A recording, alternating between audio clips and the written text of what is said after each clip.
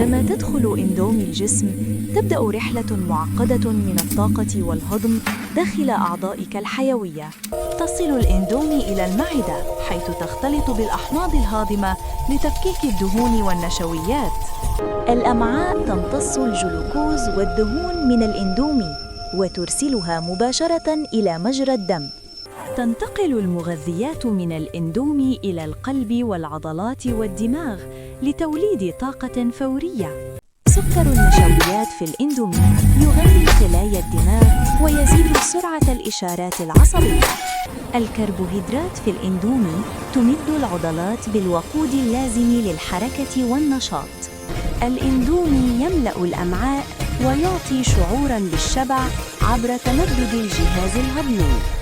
بعد تناول الإندومي يرتفع مستوى الطاقة نتيجة تدفق الجلوكوز في الدم.